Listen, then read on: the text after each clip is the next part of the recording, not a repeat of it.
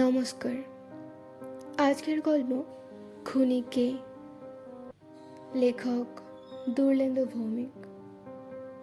এটি একটি রহস্য উত্তেজনায় ভরপুর একটি গল্প, যেখানে দেখানো হয়েছে একটি অজানা লোক যে ফুটপাতে শুয়ে থাকা মানুষদের হত্যা করে চলেছে। তার হত্যা করার ব্যাপারটা অদ্ভুত।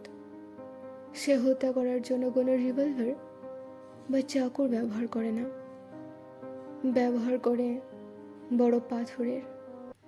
এই পাথর দিয়ে হত্যা করার জন্য ডিটেকটিভরা এর নাম দিয়েছেন স্টোন ম্যান। প্রকৃত খুনি কে আর কি কারণে এই খুনগুলি করা হচ্ছে জানতে হলে গল্পটি শেষ পর্যন্ত শুনতে হবে।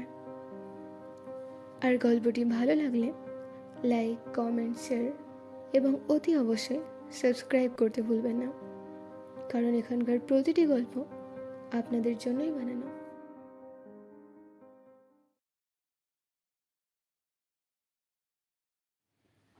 সকালবেলায় আনন্দবাজার পত্রিকাটা হাতে নিয়ে ঝড়ের বেগে ঢুকলো তোপসে।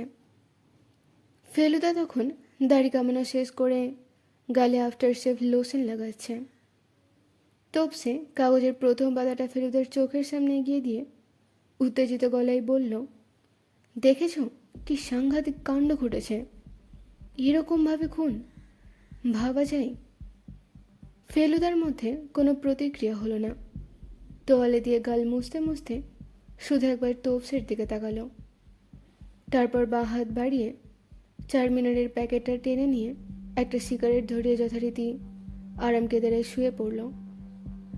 ফেলুদার এই এক দোষ, কোন কথাটা শুনছে অথবা কতটুকু শুনেছে, শুনলেও তার কোনো প্রতিক্রিয়া হচ্ছে কিনা সেটা একদম বোঝা যায় না। তোপসে ভিতরে ভিতরে রেগে যাচ্ছিল। ফেলুদা সিগারেটের ধোঁয়া ছাড়তে ছাড়তে একটা পুরনো বইয়ের পাতা উল্টাচ্ছিল। বইটার নাম কলিকাতার পথঘাট। শহরে এত বড় একটা ঘটনা ঘটে যাচ্ছে, এখন কি এই বই পড়ার সময়? ক্রুদ্ধ গলায় তোপসে বলল, খবরটা কি তোমার চোখে পড়েছে?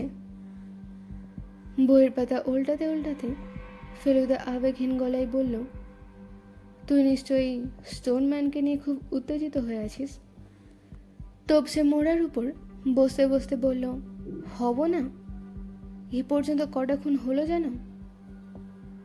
ঠান্ডা গলায় ফেলুদা বলল, 6টা। সব কটায় ফুটপাতবাসী, এবং প্রত্যেকটা খুন ঘটেছে শেষ রাতে। আর তারাই স্টোনম্যানের শিকার হয়েছে যারা দলবদ্ধভাবে না শুয়ে একা একা একটু তফাতে শুয়েছে। খুনের মোটিভটা কি হতে পারে? তোপসে প্রশ্ন করল। ফেলুদা জবাব দেওয়ার আগেই হন্তদন্ত হয়ে ঘরে ঢুকলেন লালমোহনবাবু, অর্থাৎ জটায়ু। তিনি যেন বিরাট কিছু একটা আবিষ্কার করে ফেলেছেন। তেমন ভঙ্গিতে আর উত্তেজনায় দুহাত মাথায় তুলে বলতে লাগলেন, পেয়ে গেছি, পেয়ে গেছি। তোপসে জিজ্ঞেস করল, কি পেয়ে গেছেন? লালমোহনবাবু টাকের উপর হাত বুলিয়ে বললেন, সেই জুন মাস থেকে ভেবে ভেবে আজ সকালে নামটা পেয়ে গেলাম, রক্তাক্ত ফুটপাত। কি কেমন ছিল আছে না নামটাই? তোপসে বলল, ওটা কোন বইয়ের নাম? লালমোহনবাবু বললেন, পুজো সংখ্যার নূতন উপন্যাস, স্টোন ম্যানকে নিয়ে। ফেলুদা হঠাৎ জিজ্ঞাসা করল, মানুষের ঘুমের কটা স্তর আছে জানেন? লালমোহনবাবুকেই প্রশ্ন করা হয়েছে। তিনি একবার তোপসের মুখের দিকে তাকিয়ে ঠোঁট উল্টে বললেন, ঘুম পেলে ঘুমিয়ে পড়ি, ঘুমিয়ে ঘুমিয়ে কি আর গোনাগুনি করে মশাই? ফেলুদা বলল, গোনাগুনি না করলেও জানতে হয়। প্রথম স্তরে ঘুমটা পাতলা হয়, দ্বিতীয় স্তরে আরও একটু গভীর, আর তৃতীয় স্তরে খুবই গভীর। আর সেটা ঘটে রাত্রি 2টো থেকে 3:30টার মধ্যে।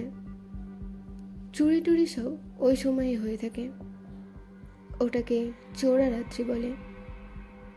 ফেলুদার এসব কথার অর্থ প্রথম দিকে ধরা যায় না। একটু পরে বইয়ের ভিতর থেকে একটা কাগজ বার করে তোপসের দিকে এগিয়ে দিয়ে বলল, ব্যাপারটা বুঝবার চেষ্টা করো। তোপসে অবাক। কাগজে ফেলুদা একটা স্কেচ করেছে। একটা লোক হাঁটু গেড়ে বসে দু হাতে বিশাল একটা পাথর তুলে আছে। লোকটার মুখ অস্পষ্ট এবং হিজিবিজি করা। হিজিবিজি ডিজাইনটা একটা প্রশ্নবোধক চিহ্নের মতো। তার মানে খুনি কে সেটা ফেলুদা এখনও ঠিক করতে পারেনি। ফেলুদা সিগারেটটা অ্যাশটাতে গুঁজে দিয়ে বলল, তুই মোটিভের কথা বলছিলি না? মোটিভটা জানা গেলে খুনিকে ধরা অনেক সহজ হয়ে যায়। শেষ রাতের ঘাতক যে জটিলতা সৃষ্টি করেছে সেটা ওই মোটিভ নিয়ে। খুনি শুধুই কেন খুন করবে? কেন বা সে কেবলমাত্র বেছে নেবে ফুটপাত বাসিন্দাদের?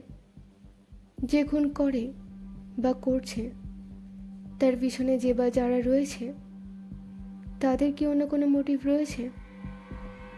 অচেনা খুনের পিছনে আরও অচেনা লোকগুলো কারা হতে পারে? কথার মধ্যে কথা বলে ওঠা লালমোহনবাবুর স্বভাব। তিনি স্কেচ করা কাগজটা তোপসের হাত থেকে ছোঁ মেরে টেনে নিয়ে দেখতে দেখতে বললেন, এটাই আমার উপন্যাসের প্রচ্ছদ হয়ে যাবে। তবে মুখটা একটু ক্লিয়ার করলে হয় না? ফেলুদা বলল, ওখানে কার মুখ দেব? আপনার? রাত্রে খেতে বসে ফেলুদা বলল, কলকাতায় কটা রাস্তা কটা ফুটপাত আছে, কোন এলাকায় কত লোক ফুটপাত দখল করে ঘুমায়, সে হিসেবটা দরকার। এমনও তো হতে পারে কেউ হয়তো ফুটপাতই দখল করে নিতে চাইছে। স্টোনম্যান হয়তো তার হয়ে কাজ করে সন্ত্রাস ছড়াচ্ছে। খাওয়ার পর ফেলুদা বাইরে বেরোবার পোশাক পরতে পরতে বলল, যাবি নাকি? তোপসে জানতে চাইল, কোথায়? ফেলুদা হালকা গলায় উত্তর দিল, রাত্রের ফুটপাত দেখতে। খুনিকে ধরা সহজ হবে না, তবে। ফেলুদা থেমে গিয়ে জামার বোতাম আটকাতে আটকাতে বলল, তবে জায়গাগুলো দেখতে দোষ কি? দু চারটে আসল অথবা নকল পাগলকেও তো পেয়ে যেতে পারি, কি বলিস? কিংবা ধর এমন একটা গাড়ি যাতে করে নিঃশব্দে আসা যাওয়া চলে, অথচ গাড়িটাকে দেখে কারোর সন্দেহ হওয়ার কথা নয়, যেন পাতাল রেলের কাজ করছে। মধ্য দুপুরে হঠাৎ কলিং বেলের শব্দ। কিরিটিরায় ভ্রুজোড়া কুঁচকে দরজার দিকে তাকালেন। চাকর দরজা খুলে দিতেই ঘরমাক্ত কলে ভরে এক প্রৌঢ় এসে হাজির হলেন কিরিটির সামনে। হাত জোর করে বললেন, কিরিটিবাবু, দোহাই আপনি একটা ব্যবস্থা করুন। কিরিটি চোখ তুলে আগন্তুককে দেখলেন। খুবই সাধারণ চেহারার এক প্রৌঢ় ভদ্রলোক। জিজ্ঞেস করলেন, কিসের ব্যবস্থা? প্রৌঢ় ভদ্রলোক বললেন, শহরে স্টোনম্যান ঘুরে বেড়াচ্ছে, কেউ তাকে ধরতে পারছে না, এ ব্যাপারে আপনার সাহায্য চাই। কিরিটি হাসলেন। হাসতে হাসতেই বললেন, নিহারবাবু মারা যাবার পর আমি গোয়েন্দাগিরির কাজ ছেড়ে দিয়েছি। এখন ধর্মগ্রন্থ পড়ে সময় কাটাই। আমাকে এসব ব্যাপারে অনুরোধ করবেন না। প্রৌঢ় ভদ্রলোক তো নাছোড়বান্ধা। কিরিটি বললেন, শহরে এখন অনেক ভালো ভালো গোয়েন্দা আছে, আপনি প্রদোষবাবু অথবা কাকাবাবুর কাছে যান, ওরা তো খুব ভালো কাজ করছেন এখন। প্রৌঢ় ভদ্রলোক বললেন, ব্যাপারটা নিয়ে আপনি ভেবেছেন? কিরিটি একটু চুপ করে থেকে মাথা দোলাতে দোলাতে বললেন, ভাবতে চাইনি, তবে দীর্ঘদিনের অভ্যাস আমাকে একটু ভাবিয়েছে। যে লোকটা এই কাণ্ড করে বেড়াচ্ছে সে কলকাতার লোক। কলকাতার পথঘাট তার চেনা। ফুটপাতে যারা সয় সেসব দরিদ্র মানুষগুলোর উপর কোনো খুনির কোনো রকম রাগ থাকার কথা নয়। আর প্রত্যেকটা খুনি হচ্ছে একইভাবে, অর্থাৎ পাথরের সাহায্যে। ঘাতক এক্ষেত্রে রিভলভার বা ধারালো কোনো অস্ত্র ব্যবহার করছে না। কেন করছে না? কারণ খুব কাছাকাছি থেকে একটা ভারী পথর মুখে বা মুখের এক পাশে সজোরে মারলে মৃত ব্যক্তির আর্তনাদ করে ওঠার অবকাশ কম, যেটা গুলি বা অন্য অস্ত্র হতে পারে। ঘাতক হত্যার জন্য এমন একটা হাতিয়ার ব্যবহার করছে যেটা খুন করার কমন হাতিয়ার হিসেবে পরিচিত নয়। তার মানে এটা কিন্তু কোনো উন্মাদের কাণ্ড নয়, একেবারে পরিকল্পনা মাফিক কোল্ড ব্লাডেড মার্ডার। প্রৌঢ় ভদ্রলোক বললেন, কেন ওদের খুন করা হচ্ছে? কি পাবে ওদের কাছ থেকে? কিরিটি রায় বললেন, সেটাই তো প্রশ্ন। হয়তো যেসব পাওয়ার কথা আমরা ভাবছি, এই খুনি বা তার লোকেরা তার চাইতেও বড় কিছু পেতে চাই, যে পাওয়ার সঙ্গে এই খুনের আপাতত কোনো সাহায্য নেই, অথচ খুব গভীরে অতীব নিকট সম্পর্ক আছে। যেমন ধরুন, ফাতনা দিয়ে মাছ ধরা যায় না, মাছ গাঁথে বড়শিতে। শিকারির চোখ কিন্তু ফাতনার দিকে থাকে, বড়শির দিকে নয়। কথা শেষ করে কিরিটি মুচকি মুচকি হাসতে লাগলেন। বদগাঁও জায়গাটা ভারী চমৎকার। চক্রধরপুর থেকে রাঁচি যাওয়ার জন্য পাহাড়ের গা দিয়ে দ্বিতীয় বিশ্বযুদ্ধের সময় মিলিটারি যাতায়াতের জন্য নাকি এই রাস্তাটা করা হয়েছিল। এখন অবশ্য সবাই ব্যবহার করে। কাকাবাবু এই জায়গাটা খুব পছন্দ, বিশেষ করে বদগাঁও বাংলো। নিরিবিলিতে বিশ্রামের জন্য কাকাবাবু মাঝে মধ্যে এখানে চলে আসেন। কাকাবাবু এক কাপ কফি খেয়ে টেবিলে ডায়েরি লিখতে বসেছেন। একটা গাড়ির আওয়াজ শোনা গেল। পাকা রাস্তা থেকে এই বাংলোতে লাল সুরকি দেওয়া যে রাস্তাটা উঠে এসেছে, সেটা একটু খাড়াই ধরনের। এখানে গাড়ি বিশেষ আসে না। গাড়িটা এসে বাংলোর সামনে দাঁড়ালো এবং তার হেডলাইটের আলোটা এসে কাঁচের দরজাকে অতিরিক্ত উজ্জ্বল করে তুলল। কাকাবাবু লেখা থামিয়ে বিরক্ত মুখে বললেন, এখানে আবার কে এলো? সন্ত এগিয়ে এসে দরজা খুলে দিতেই দেখতে পেল বারান্দার সামনে একটা জংলা জিপ দাঁড়িয়ে। গাড়ি থেকে দুজন ভদ্রলোক নেমে এসে জিজ্ঞাসা করলেন, মীর রায়চৌধুরী আছেন? ভিতরে আসার পর কাকাবাবু ওদের দেখে বললেন, আপনারা এখানে কি মনে করে? মনে হলো ভদ্রলোক দুজন কাকাবাবুর চেনা। ওদের মধ্যে যিনি একটু বয়স্ক এবং যিনি সাফারি পরে আছেন, তিনি বিনয়ের সঙ্গে বললেন, আপনাকে এখানে এসে বিরক্ত করার জন্য দুঃখিত মীর রায়চৌধুরী, কিন্তু কি করব বলুন? সিএম নিজে আমাদের পাঠালেন এখানে, আমরা ওনারই অনুরোধ নিয়ে এসেছি। কাকাবাবু সন্তর দিকে তাকিয়ে বললেন, একবার হাঁক দিয়ে দেখতো সাংকিকে পাওয়া যায় কিনা, পেলে কফি করতে বল। তারপর ভদ্রলোক দুজনের দিকে তাকিয়ে বললেন, বলুন সিএমের অনুরোধটা কি? সাফারি পরা ভদ্রলোক বললেন, স্টোনম্যানকে নিয়ে আমরা খুবই দুশ্চিন্তায় আছি। কলকাতা শহরের বুকে 6টা খুন হয়ে গেল, অথচ এখনও আমরা কিছুই করতে পারিনি। এ ব্যাপারে সিএম তো মুম্বাই পুলিশের সাহায্য চেয়েছেন শুনেছি। তা চেয়েছেন, কিন্তু এখনো পর্যন্ত কাজ তো এগোয়নি। কফি এসে গেল। ভদ্রলোক দুজন অনর্গল কথা বলে যেতে লাগলেন। বললেন, আমরা কর্নেল সাহেবের কাছেও গিয়েছিলাম। উনি অবশ্য মনে করেন এটা একজনের কাজ নয়, এর পিছনে একটা দল আছে। আমরা ব্যোমকেশ বক্সির সঙ্গেও যোগাযোগ করেছি। উনি পণ্ডিচারিতে আছেন। ওর ধারণা এর সঙ্গে এমন একটা গোষ্ঠীর যোগ রয়েছে যারা মূলত কলকাতার আদি বাসিন্দা নয়, কিন্তু খুনগুলো করানো হচ্ছে কলকাতার লোক দিয়ে। লোক দুজন চলে যাবার পর কাকাবাবু বললেন, সন্ত তৈরি হয়ে নে, আজই কলকাতায় যাব। সন্ত অবাক হয়ে বলল, আজই?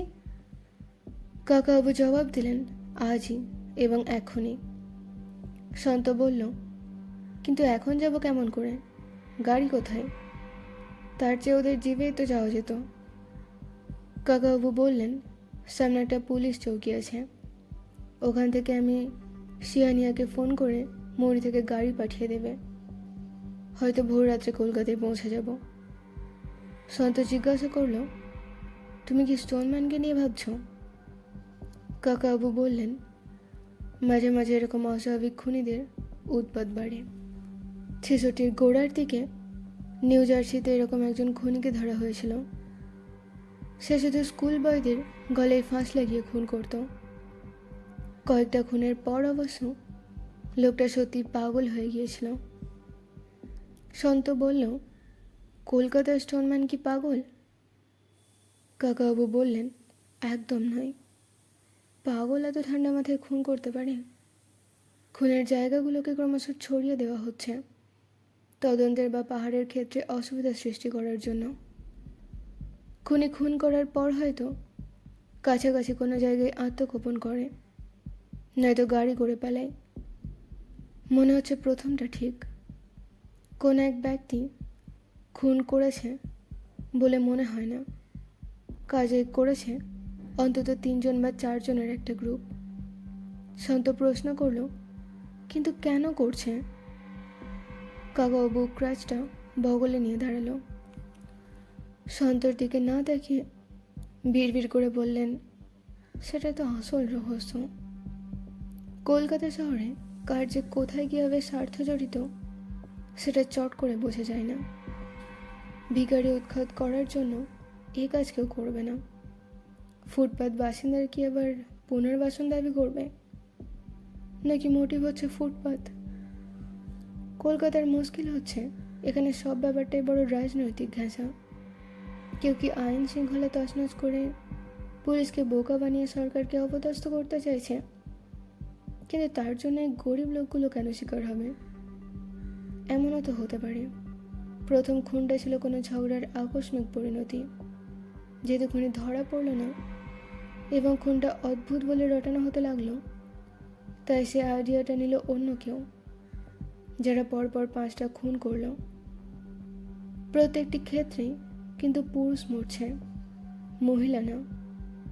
কিন্তু ওদের বোন, মেয়ে বা বউরা কোথায়? কেউ কেউ ওদের বিক্রি করার ফোন দিয়ে আসছে, অসহায় পেয়ে সহজেই কবজা করে বাইরে চালান দেবে। কাকাবাবুকে এবার সত্যি চিন্তিত দেখালো।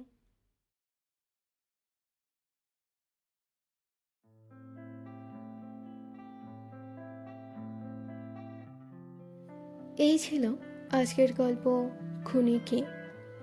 গল্পটি শেষ হয়ে গেলেও কিছু প্রশ্ন এখনো থেকে যায়। আশা করি গল্পটি আপনাদের ভালো লেগেছে। যদি ভিডিওটি ভালো লেগে থাকে তাহলে ভিডিওটিতে লাইক করুন এবং কমেন্টে আপনাদের মতামত জানান। আর এরকম সুন্দর গল্প শুনতে চাইলে চ্যানেলটিকে সাবস্ক্রাইব করে পাশে থাকুন। আবার দেখা হবে নতুন একটি গল্প নিয়ে। ততদিন আপনারা ভালো থাকুন। টাটা।